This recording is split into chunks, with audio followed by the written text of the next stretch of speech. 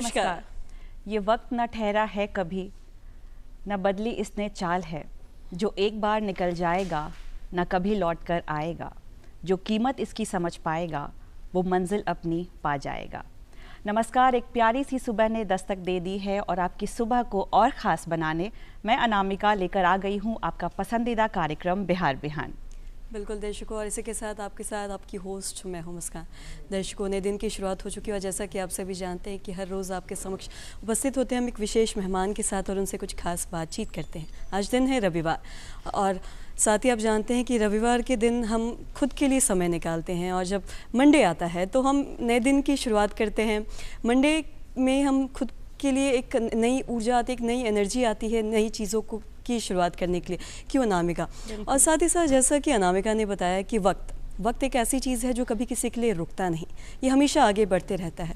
तो इसलिए हमें कभी भी वक्त के साथ आगे चलते रहना चाहिए। इसका मतलब ये है कि हमें बदलते दौर के साथ खुद को भी बदलते रहना चाहिए, वरना हम बहुत पीछे रह जाएंगे। और साथ ही इसके साथ हमें उससे सीखने की ज़रूरत है, नए अनुभवों को अपने अंदर समाहित करने की ज़रूरत है। क्यों अनामिका?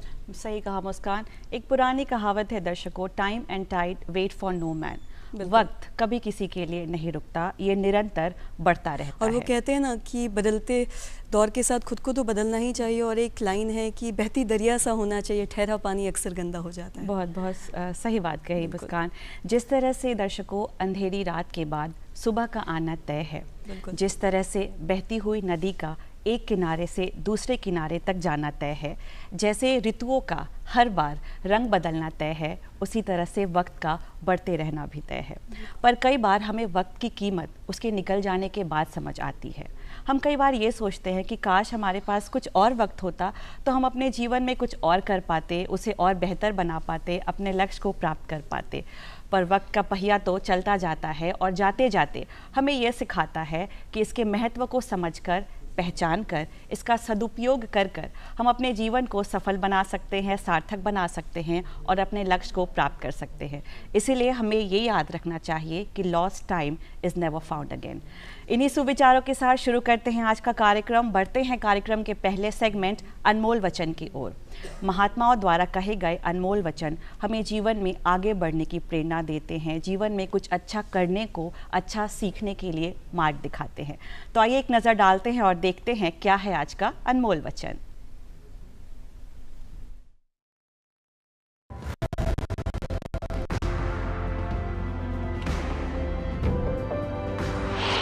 हमें ऐसी शिक्षा चाहिए जिससे चरित्र का निर्माण हो, मन की शक्ति बढ़े, बुद्धि का विकास हो और मनुष्य अपने पैर पर खड़ा हो सके। स्वामी विवेकानंद। इसी के साथ दर्शकों चलिए कार्यक्रम को आगे बढ़ाते हैं और स्वागत करते हैं आज के हमारे विशेष मेहमान का। आपको बता दें कि आज स्टूडियो में हमारे साथ हैं दीपक आनंद। आपको बता दें कि 2007 बैच के आईएएस हैं बिहार कैडर के और साथ ही साथ ये फिलहाल में सचिव हैं श्रम साधन विभाग में। सर बहुत बहुत स्वागत, बहुत बहुत अभिनंदन, स्वागत कार्यक्रम बिहार बिहार में। सर सर हम सभी जानते हैं कि जो शिक्षा है ये हमारे जीवन में बहुत ही ज़्यादा इम्पोर्टेंट है सभी के लिए। और जो शिक्षा है इसकी जो शुरुआत है वो बहुत बचपन से ही हो जाती है, तभी जाके हम फ्यूचर में आईएएस बनते हैं, डॉक्टर बनते हैं। तो मैं आपसे जानना चाहूँगी कि आप अपने हमें प्रारंभिक शिक्षा दीक्षा के बारे में बताएं, हाई एजुकेशन के बारे में बताएं और कहाँ से आप ताल्लुक़ रखते हैं, इस बारे में विस्तार से हमें कुछ बताएं। मैं सीतामढ़ी ज़िले से ताल्लुक़ रखता हूँ, वहीं मेरा जन्म हुआ और वहीं मेरी प्रारंभिक शिक्षा दीक्षा हुई है। उसके बाद पटना विश्वविद्यालय से मैंने स्नातकोत्तर किया दर्शन शास्त्र विषय में वर्ष 2005 में। उसके बाद 2007 में आईएएस परीक्षा में मेरा चयन हुआ था और फिर बिहार कैडर मुझे मिला और विभिन्न जगहों पे मेरी पदस्थापना रही। बांका और सारण का मैं जिलाधिकारी भी रहा और अभी वर्तमान में सचिव श्रम संसाधन विभाग के रूप में कार्यरत हूँ। जी, बहुत अच्छी बात सर।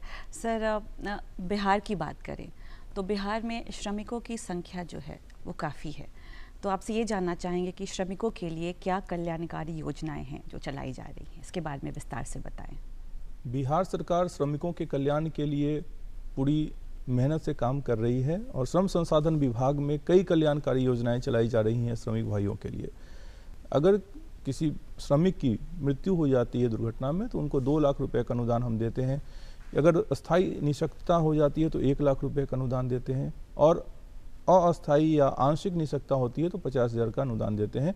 तो ये औसतन 3 करोड़ रुपए हम प्रति वर्ष इस प्रवासी मजदूर दुर्घटना अनुदान योजना में देते हैं।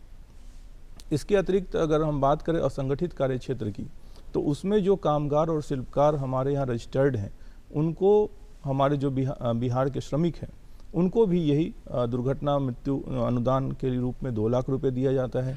आंशिक निःशक्तता और पूर्ण निःशक्तता में जैसा मैंने पहले बताया कि 1,50,000 रुपये दिया जाता है। तो इसमें 15 करोड़ की राशि औसतन हम लोग प्रतिवर्ष अनुदान के रूप में देते हैं। तो इस तरह की ये 2 योजनाएं हैं। एक हमारा है बिहार भवन एवं अन्य सन्निर्माण कल्याणकारी बोर्ड। इसमें क्या है कि जो बिहार राज्य के अंतर्गत जितने भी सरकारी निजी निर्माण से संबंधित प्रतिष्ठान हैं, उनको अपनी निर्माण लागत का 1% उपकर के रूप में, शेष के रूप में श्रम संसाधन विभाग को देना होता है, इस बोर्ड के पास जमा करना होता है। और यह राशि पिछले वर्ष में 694 करोड़ रुपया थी। आपको मैं बताना चाहूँगा कि पिछले वर्ष 1,10,000 लाभुकों को हमने 623 करोड़ रुपया का अनुदान इस बोर्ड की कल्याणकारी योजना से बांटा है। इसके अलावा मैं आपको बताऊं कि 27 लाख श्रमिक इस कल्याणकारी योजना में रजिस्टर्ड हैं और 16 प्रकार की योजनाएं हम के माध्यम से श्रमिकों के कल्याण का कार्य कर रहे हैं। आपको बताएं कि मातृत्व लाभ, पितृत्व लाभ, विवाह के लिए अनुदान 50,000 रुपये की राशि, फिर दाह संस्कार के लिए राशि, मतलब हर तरह की योजनाओं का लाभ। साइकिल क्रय के लिए राशि 3500, औजार क्रय के लिए 15,000। अगर किसी श्रमिक के बच्चे क्लास 10वीं या 12वीं में 80% से ज़्यादा मार्क्स लाते हैं तो उनको 25,000 रुपया नगद पुरस्कार हम देते हैं। 70% से ज़्यादा मार्क्स लाते हैं तो उनको 15,000 रुपये की नगद राशि देती हैं। और अगर 60% से ज़्यादा मार्क्स लाते हैं तो उनको हम 10,000 की राशि देते हैं। तो इस तरह की योजनाएं चल रही हैं। और इस वर्ष भी अभी तक हम लोगों ने, अभी जबकि 6 महीने ही बीते हैं इस वित्तीय वर्ष के, हम लोगों ने 300 करोड़ रुपया उपकर जमा किया है और उससे 225 करोड़ का अनुदान वितरित ऑलरेडी कर चुके हैं। तो बिहार सरकार श्रमिक भाइयों के कल्याण के लिए लगातार प्रयास कर रही है। न्यूनतम मजदूरी दर भी हम तय करते हैं। जो हमारे अकुशल, अर्धकुशल, कुशल और अति कुशल जो हमारे श्रमिक हैं, उनके लिए हम न्यूनतम मजदूरी वर्ष में 2 बार तय करते हैं, 1 अप्रैल और 1 अक्टूबर को। इस वर्ष भी उसमें बढ़ोतरी की संभावना है। तो बिहार सरकार, श्रम संसाधन विभाग पूरी तरह से दिन रात एक करके श्रमिक भाइयों के कल्याण के लिए कार्य कर रही है। जी जी, बहुत अच्छी जानकारी हमें मिल रही है मुस्कान। सर, अगर युवाओं की बात करें, ऐसा माना जाता है कि वो देश, वो राज्य तभी विकसित होता है जब वहाँ की साइंस एंड टेक्नोलॉजी विकसित होती है। तो अगर टेक्निकल एजुकेशन की अगर बात करें तो इसके लिए, इस क्षेत्र में युवाओं के लिए क्या काम किए जा रहे हैं? श्रम संसाधन विभाग के औद्योगिक प्रशिक्षण संस्थान राजकीय जो हैं ITIs, वो 151 हैं। अभी जो योजना है उसमें सभी जिलों में एक महिला ITI की स्थापना हम कर रहे हैं और सभी अनुमंडलों में एक ITI की स्थापना कर रहे हैं। तो इस तरह से कुल 151 ITIs हमारे पास हैं जो राजकीय हैं। इसके अलावा 1227 ऐसे ITIs हैं जो निजी क्षेत्र के हैं। तो इन दोनों को अगर आप मिला लेंगे तो 1.25 लाख प्रशिक्षणार्थी को हम प्रशिक्षण अपने ITIs के माध्यम से दे रहे हैं। और जो राजकीय ITIs हैं उनमें 49 ट्रेडों में, विभिन्न ट्रेड्स में हम ये प्रशिक्षण देते हैं। और जो हमारे निजी ITIs हैं उसमें 29 ट्रेडों में ये हम प्रशिक्षण दे रहे हैं। अगर आगे बात करें तो औद्योगिक प्रतिष्ठान जितने हैं, 340 ऐसे औद्योगिक प्रतिष्ठान हैं जिनके साथ हम श्रम संसाधन विभाग ने MOU किया है और उसके तहत हम ऑन जॉब ट्रेनिंग देते हैं। करीब 2,500 बच्चों को अब तक ऑन जॉब ट्रेनिंग दी जा चुकी है और उनका प्लेसमेंट कराया जा चुका है। आगे हम बात करें सेंटर ऑफ एक्सीलेंस की, जहाँ तक तकनीकी शिक्षा की बात है, तो सेंटर ऑफ एक्सीलेंस जो है हमारे सभी ITIs को हम सेंटर ऑफ एक्सीलेंस में कन्वर्ट कर रहे हैं। वहाँ पे 23 नए, जो आज की तारीख में जो सबसे ज़्यादा उच्चतम तकनीक की जो मशीनें हैं और जो ट्रेनर है वहाँ पे 2 सब्जेक्ट मैटर एक्सपर्ट हमारे सभी सेंटर ऑफ एक्सीलेंस में अभी आज की तारीख में है। तो आज के समय की जो ज़रूरत है, IoT, इंटरनेट ऑफ थिंग्स, या 3D प्रिंटिंग, या ऑटोमोबाइल, या आपका जो बैटरी इलेक्ट्रिक वाहन है। तो इस तरह की चीज़ों को हम वहाँ पे इंट्रोड्यूस कर रहे हैं ताकि आज के बाज़ार की जो ज़रूरत है उसमें हमारे युवा प्रशिक्षित होकर के, हमारे सेंटर ऑफ एक्सीलेंस से प्रशिक्षित होकर के बाज़ार में जाएं और हम उनके प्लेसमेंट तक की व्यवस्था अपने सेंटर ऑफ एक्सीलेंस के माध्यम से कर रहे हैं। आपको बताते हुए मुझे खुशी हो रही है कि यह जो अभी जो ट्रांसजेंडर समुदाय है उनके भी एडमिशन की व्यवस्था पिछले वर्ष से बिहार सरकार ने की है और उनको भी ITIs में प्रशिक्षण की व्यवस्था की गई है। पहले जिला का बंधेज था, एक जिले में वहीं के बच्चे ITI में भाग ले सकते थे, प्रशिक्षण ले सकते थे। अभी पिछले वर्ष में 75% का एक बंधेज बनाया गया कि उस जिले के होंगे, लेकिन 25% जो सीट है वो बाहर के बच्चों, मतलब उस जिले से बाहर के बच्चों के लिए भी ओपन किया गया है।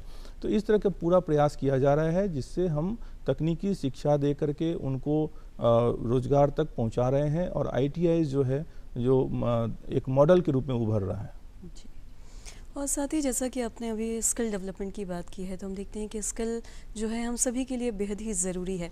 और अगर हम वहीं बात करें प्रधानमंत्री कौशल विकास योजना की, तो इससे कई सारे युवाओं को है जो प्रशिक्षण दिया जा रहा है, ट्रेनिंग दिया जा रहा है और साथ ही साथ और इससे रोज़गार भी लोगों को मिल रहा है। ये चीज़ आपने बिल्कुल सही बताई। तो वहीं अगर हम दूसरी तरफ अगर ऊर्जा की बात करें तो देखते हैं कि जो भी हमारे परंपरागत ऊर्जा थे जैसे वो कहीं ना कहीं विलुप्त होते नज़र आ रहे हैं, जैसे केरोसिन, पेट्रोलियम, ये सारी चीज़ें। तो अगर हम नई ऊर्जा के नवीकरण के सोर्सेज के बारे में बात करें तो इसके बारे में आप क्या कुछ बताना चाहेंगे? अभी हाल ही में 29 फरवरी 2024 को माननीय प्रधानमंत्री ने PM सूर्य योजना लॉन्च किया है। ये जो सोलर रूफ कैपेसिटी है और आवासीय जो घर हैं उसमें बिजली पैदा करने के उद्देश्य से ये शुरू की गई है। ये बिल्कुल सही बात है कि जो हमारा अनवीकरणीय स्रोत है ऊर्जा का वो ख़त्म हो रहा है, तो इसलिए हमको अब धीरे धीरे सौर ऊर्जा पे शिफ्ट करना ही पड़ेगा और इसको बढ़ावा देना ही पड़ेगा। तो इसी उद्देश्य से यह योजना शुरू की गई है, PM सूर्य योजना। इसमें पूरे भारतवर्ष में 1 लाख सोलर PV टेक्नीशियन तैयार करना है और 500 ट्रेनर हमको तैयार करना है पूरे भारत में। बिहार राज्य की अगर बात करें तो इसमें 18 ITIs में अभी 500 प्रशिक्षणार्थी को हम तैयार कर रहे हैं जो इस PM सूर्य योजना से प्रशिक्षण प्राप्त कर इसमें टेक्नीशियन के रूप में, ट्रेनर के रूप में अपना रोजगार पा सकेंगे और सौर ऊर्जा को बढ़ावा देने का जो उद्देश्य है इस योजना का उसको पूरा कर पाएंगे। जी। और वहीं अगर विश्वकर्मा योजना की बात करें जिसकी शुरुआत 2023 में हुई थी और इसका जो मेन मोटो है वो कहीं ना कहीं जो छोटे व्यापार हैं उनको रोजगार पहुँचाना, क्यों अनामिका। तो इस विषय में और इस योजना के बारे में क्या बताना चाहेंगे हमारे दर्शकों को? जहाँ तक PM विश्वकर्मा योजना की बात है, यह वर्ष 2023 में शुरू हुआ था और इसमें क्या है कि पारंपरिक जो हमारे कामगार हैं और शिल्पकार हैं उनके कला को बढ़ाने के लिए, उनके शिल्प को बढ़ाने के लिए एक प्रयास है। तो इसके तहत 18 प्रकार के विश्वकर्मा की पहचान की गई है PM विश्वकर्मा योजना में। अब जैसे बढ़ई है, सोनार है, लोहार है, धोबी है, मोची है, मालाकार है, तो इस तरह के 18 विश्वकर्मा की पहचान की गई है और इसमें हम अपने ITIs में करीब अभी 147 ITIs में हम ये ट्रेनिंग दे रहे हैं युवाओं को जो इन पारंपरिक जो हमारे कामगार हैं, जो शिल्पकार हैं, उस तरह की ट्रेनिंग पा करके हम ये विश्वकर्मा के रूप में उनकी पहचान बनाएं, उनको प्रशिक्षण दें और उनको सीधा सीधा रोजगार में इससे सहायता मिलेगी। जी सर, बहुत अच्छी बात बोली सर आपने। साथ ही सर ये भी जानना चाहेंगे कि युवाओं के लिए रोजगार के अवसर खुल रहे हैं, तो रोजगार की सुविधा के लिए क्या कुछ किया जा रहा है, इसके बारे में हमारे दर्शकों को बताएं। बिहार सरकार श्रम संसाधन विभाग न केवल हम प्रशिक्षण देते हैं बल्कि उनको रोजगार तक पहुंचाते हैं। यह हमारा उद्देश्य है कि प्रशिक्षण तो देना ही है लेकिन उनको रोजगार तक पहुंचाना है और इसके लिए बहुत सारे प्रयास किए जा रहे हैं। उदाहरण के लिए अगर हम बात करें नियोजन मेला की, रोजगार मेला की, जो हर जिले में आयोजित होता है, जिसमें हम निजी क्षेत्र के नियोजकों को बुलाते हैं, नियोक्ताओं को बुलाते हैं और हम अपने बिहार के युवाओं को वहाँ भेजते हैं रोजगार मेला में और जॉब कैंप में भी भेजते हैं। तो अगर इस वर्ष की बात करें तो लगभग 60,000 बच्चों को इन रोजगार मेला और जॉब कैंप के माध्यम से हम लोगों ने रोजगार प्रदान करने का काम किया है। इतना ही नहीं, अगर आप आगे इसमें देखें कि नियोजन में हम क्या क्या कर रहे हैं, तो जैसे बिहार राज्य समुद्र पार नियोजन ब्यूरो है। अब कई ऐसे युवा हैं जो देश के बाहर जाके काम करना चाहते हैं, तो उनके लिए हम लोग pre departure orientation training program कर रहे हैं। तो इसके लिए हम लोगों ने 5 सेंटर पूरे बिहार में बनाया है, पटना, गया, मुजफ्फरपुर, दरभंगा और बेतिया। तो इन 5 जगहों पे उनको पूरी ट्रेनिंग दी जाती है कि जब आप विदेश में जाते हो वहाँ क्या शिष्टाचार है, वहाँ के क्या श्रमिक कानून हैं, उन नियमों को समझना ज़रूरी है। नहीं तो कई बार ऐसा होता है कि उनके साथ ठगी हो जाती है और उनको निराशा का सामना करना पड़ता है। तो हम लोगों ने ये ट्रेनिंग की व्यवस्था करी है ताकि उनको कहीं कोई असुविधा नहीं हो। इसके अलावा नियोजनालय हमारे सभी जिलों में कार्यरत हैं, उसको हम लोग मॉडल कैरियर सेंटर के रूप में बना रहे हैं। और इतना ही नहीं, जो प्रतियोगी परीक्षाओं में हमारे बच्चे भाग लेना चाहते हैं उनको हम स्टडी किट उपलब्ध करा रहे हैं। जो स्वरोजगार के लिए टूल किट भी हम उपलब्ध करा रहे हैं, जैसे कोई इलेक्ट्रिशियन है, मैकेनिक है, ब्यूटिशियन है या मोबाइल रिपेयर का काम करता हो, तो उसको हम ट्रेनिंग ही नहीं देते। ट्रेनिंग देने के बाद उनको हम टूल किट प्रोवाइड करते हैं ताकि वो अपना स्वरोजगार शुरू कर सके। तो इस तरह के प्रयास हम लोग लगातार कर रहे हैं। इतना ही नहीं, आपका उत्प्रवासी केंद्र भी हम लोगों ने बनाया है। इसमें हम माइग्रेशन सेंटर में बच्चों को ट्रेन करते हैं और सभी जितने नियोजनालय हैं पूरे बिहार में उसको हम लोगों ने उत्प्रवासी केंद्र के रूप में विकसित किया है, ताकि जो बाहर जाने वाले जो हमारे श्रमिक भाई हैं, युवा हैं, उनको वहाँ पे बेहतर प्रशिक्षण मिल सके और वो जब नई जगह पे जाएं, विदेशों में जाएं काम करने, उनको किसी भी तरह की असुविधा का सामना नहीं करना पड़े। सर, आपसे जानना चाहेंगे बाल श्रमिक योजना, इससे किस तरह से लाभ पहुँचाया जा रहा है, इसके बारे में कुछ बताएं। अभी हाल ही में बिहार बाल श्रम प्रतिषेध एवं विनियमन कानून आया है और बिहार में बाल श्रमिकों की विमुक्ति के लिए हम प्रयास करते हैं। तो जो 14 वर्ष से कम उम्र के बालक हैं या बालिका हैं, उनका किसी भी प्रकार से किसी भी प्रतिष्ठान में नियोजन नहीं किया जा सकता है। और वर्ष 14 से 18 वर्ष की जो आयु के किशोर हैं, उनका खतरनाक कामों में नियोजन नहीं किया जा सकता है। तो इसमें और सख्ती हम लोग बरत रहे हैं। धावा दल का हम गठन करते हैं और जहाँ भी ऐसी सूचना मिलती है कि यहाँ बाल श्रमिक काम कर रहे हैं या किशोर श्रमिक काम कर रहे हैं, वहाँ पर हम उनको पकड़ते हैं, उनको विमुक्त कराते हैं बच्चों को, और तत्काल आर्थिक सहायता के रूप में 3000 रुपये उनको देते हैं। यही नहीं बल्कि हम चाइल्ड लेवल ट्रैकिंग सिस्टम के तहत उनका नाम दर्ज करते हैं, रजिस्टर करते हैं, और मुख्यमंत्री राहत कोष से उनको 25,000 रुपये की राशि सावधि जमा के रूप में उनको दी जाती है। इतना ही नहीं, शैक्षणिक पुनर्वास की भी व्यवस्था हम लोग उन बाल श्रमिकों का करते हैं। शिक्षा विभाग के नेताजी सुभाष चंद्र बोस आवासीय विद्यालय में उनका हम नामांकन करते हैं, जो हर जिले में होता है। तो हमारा यही प्रयास है कि एक तो बाल श्रम कानून को और सख्ती से लागू किया जाए और धावा दल का गठन करके हम ऐसी सूचना पर तुरंत कार्रवाई करें। तो दर्शकों से और आम जनता से भी मेरा यही अनुरोध होगा कि इस तरह की जो भी सूचना मिलती है श्रम संसाधन विभाग को जरूर दिया जाए, ताकि हम बाल श्रमिकों को मुक्त करा सके, उनको मुख्य धारा में जोड़ सके, उनके शैक्षणिक पुनर्वास के लिए भी कार्य कर सके। बिल्कुल। और साथ ही अगर हम कर्मचारी योजना की बात करें, कर्मचारियों को हेल्प के लिए एक योजना बनाई गई, कर्मचारी राज्य बीमा, तो इस योजना के बारे में आप क्या कुछ बताना चाहेंगे? इसके तहत किस तरीके से कर्मचारियों को मदद मिल रही है या पहुँचाई जा रही है? कर्मचारी राज्य बीमा योजना अभी बिहार के 27 जिलों में लागू है और 11 जिलों के मुख्यालय और नगर निगम क्षेत्रों में लागू है। तो इस तरह के इसमें हम लोग उनको लाभ पहुंचा रहे हैं। 17 हमारे बीमा चिकित्सालय काम कर रहे हैं और 4.5 लाख लोग व्यक्ति इससे निबंधित हैं और उनके बीमा के लिए हम लगातार प्रयास करते हैं। अभी हाल ही में हम लोगों ने लास्ट ईयर 4 करोड़ रुपीज़ हम लोगों ने अनुदान के रूप में, चिकित्सा प्रतिपूर्ति के रूप में उनको अनुदान दिया है। तो बिहार सरकार श्रम संसाधन विभाग पूरी तरह से श्रमिकों के लिए, युवाओं के लिए काम कर रही है और दिन रात परिश्रम करके हम श्रमिकों को उनका अनुदान लाभ दे रहे हैं, श्रमिकों के कल्याण के लिए काम कर रहे हैं, युवाओं को रोजगार से जोड़ रहे हैं, उनके प्रशिक्षण की व्यवस्था कर रहे हैं। तो इस तरह से श्रम संसाधन विभाग पूरी तरह से श्रमिकों के लिए, युवाओं के लिए, रोजगार के लिए समर्पित भावना से काम कर रहा है। जी सर, आपने बहुत सारी जानकारियाँ, स्कीम्स, प्लान्स के बारे में हमें जानकारियाँ हमसे साझा की, आपने वक्त निकाला, आप हमारे स्टूडियो में आए, इसके लिए आपका बहुत बहुत धन्यवाद। धन्यवाद।